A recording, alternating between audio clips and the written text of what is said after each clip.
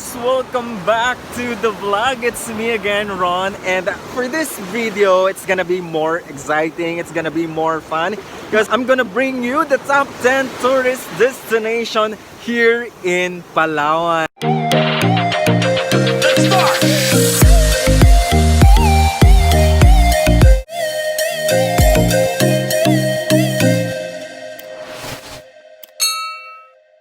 Kaya naman sa mga hindi nakapag-travel this year because nga of this pandemic, na-stranded tayo, na-stuck tayo sa mga bahay natin. Well, claim na natin, 2021 is our year.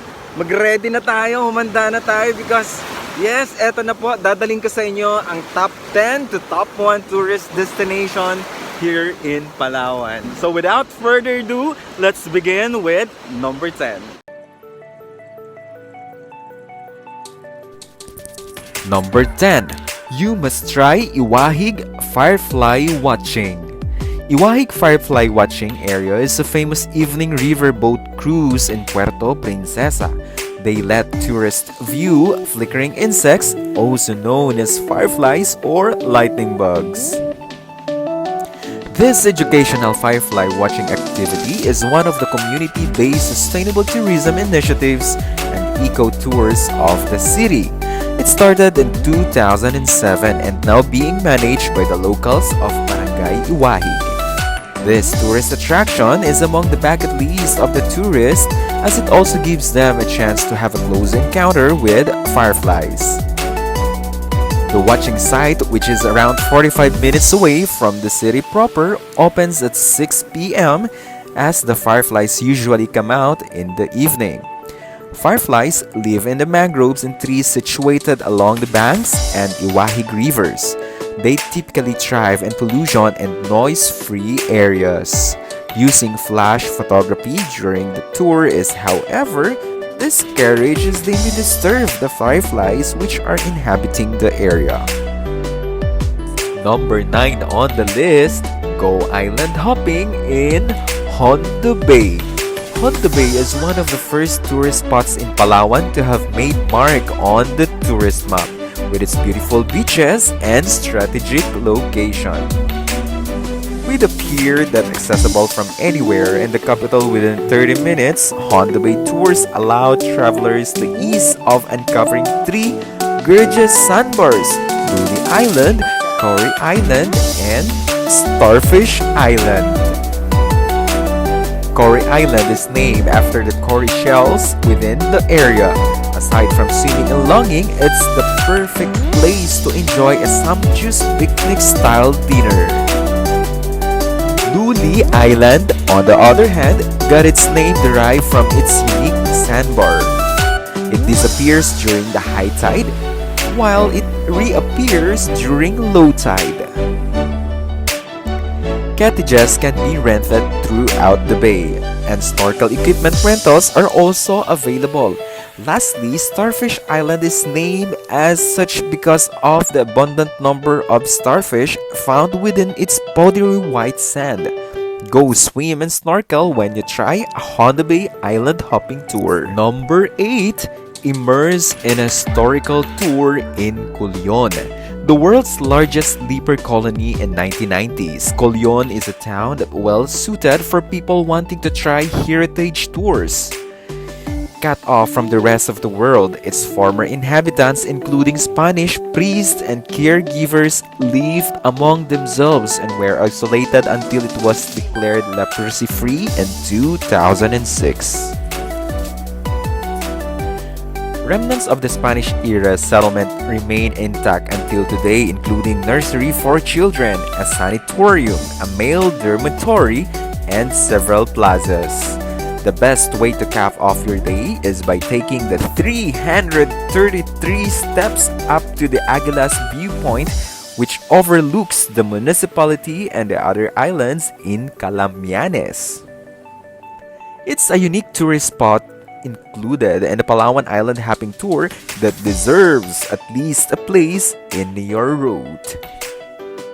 Number 7. Unwind in a long beach of San Vicente. The San Vicente's long beach provides a laid-back atmosphere, perfect for tourists interested in sightseeing, beach longing, sunset watching, and island hopping. It's the Philippines' longest white beach and the second longest in the whole of Southeast Asia. The coastline of 14 kilometers is undeveloped and 3 times of the size of the white beach of Boracay.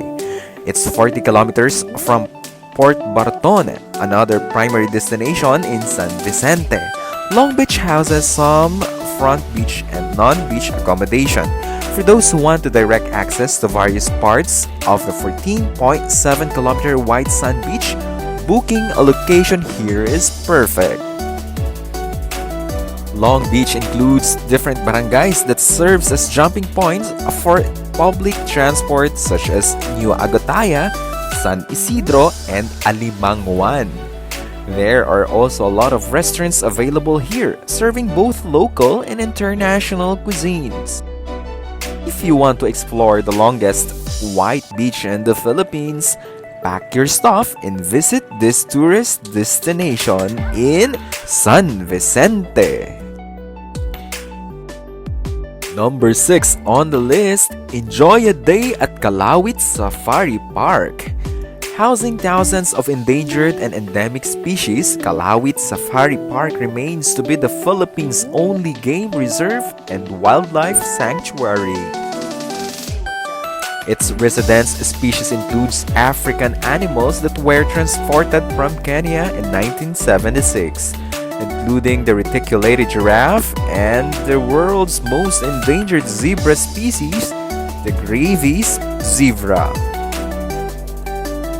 These animals can be found freely roaming in the sanctuary's 3,700 hectares expanse, along with mouse deer, bear cats, and the Calamian deer, which in here.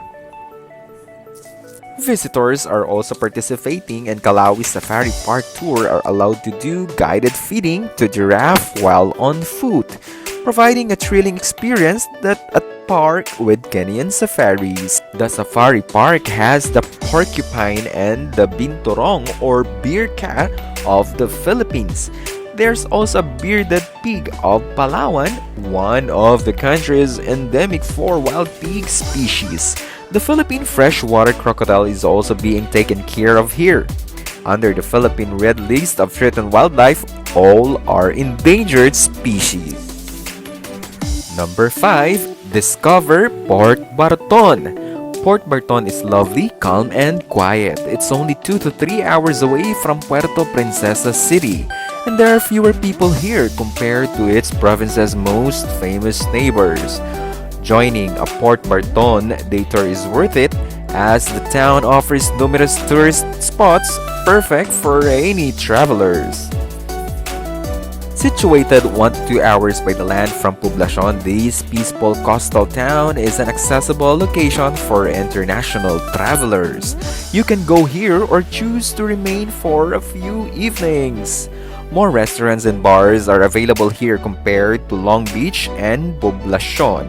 It is similar to El Nido's chill beach atmosphere. One of the best Port Barton tours is island hopping.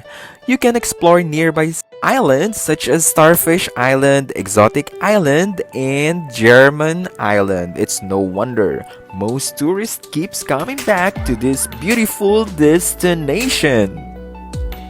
Number 4 on the list, marvel at the small lagoon. If you're looking for more lagoons to visit, then you have to visit Small Lagoon. It's significantly smaller than the Big Lagoon. However, when it comes to the uniqueness and allure it exudes, it can't be overlooked. El Nido Island Hopping Tour D is a tourist favorite because towering limestone cliffs surround its turquoise waters. The Small Lagoon has a narrower entrance, unlike the big lagoons where the opening is easily reachable. To get inside, you can plunge or ride a kayak and go through a gap on a limestone wall. Once inside, you can swim or kayak around the small lagoon's natural water and appreciate its calm environment accompanied by the flow of wildlife. Number 3. Big Lagoon. The Big Lagoon is uniquely famous for its vibrantly colored waters and picturesque limestone rocks on the horizon. It's off the eastern coast of Minilok Island in El Nido, Palawan. It's best accessible via a guided boat package, which is the El Nido Island Hopping Tour A. The boat will approach Big Lagoon around a rock that fronts a smaller lagoon, and from here, the unforgettable dazzling blue of the water greets visitors. The pool at the entrance is an awe-striking Gatorade blue. The tourists usually stay on the boat a bit to marvel. While boats can drive you further into the lagoon, most guides dock only at the entrance to give room for swimmers, snorkelers, and kayakers. The water lightens to a bright periwinkle until it meets a small beach. Like many of Palawan pretty lagoons, the Big Lagoon is surrounded by limestone rocks, but here, the rocks only reach hill high. We are at number 2. Take dip in Kayangan Lake. Coron is a layback destination that has plenty to offer visitors. The island has lakes, lagoons, and beautiful white sand beaches. This tropical destination lets you relax, unwind, and perfect to get away from the daily grind. One of the best attractions in Coron Island hopping tours is no other than Kayangan Lake. Before you can reach this amazing tourist place in Coron, you will do a brief walk when you ship tack at the entrance. Note the impressive formation of limestones in azure waters as you approach by the bay. The mixture of salt water and fresh water makes the lake's surface look like a mirror. It seems shallow, and from the walking platform, you can almost see the bottom. You can swim, dive, and attempt to get as close as you can to the bottom. The water's clarity encourages you to see as far as you can when you plunge underneath. Make sure to try a tour in Kayangan Lake for a memorable experience in Coron. Number 1. Puerto Princesa Subterranean River. Take a deep breath as we set sail with the second longest subterranean river in the world, the Puerto Princesa Subterranean River. It's the one that attracts thousands of tourists here. The drive going to the jump-off point in Sabang Wharf will treat you to a refreshing view of the rural landscape. You will board on a trigger boat that will take you to where the underground river is.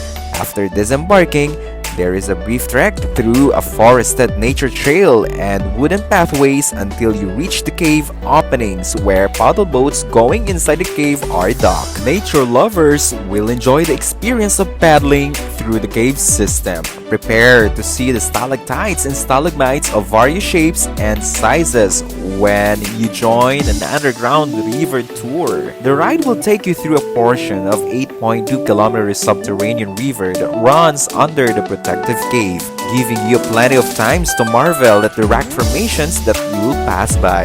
You'll see stalactites resembling vegetables, dinosaurs, and religious icons within the cave. Puerto Princesa Subterranean River.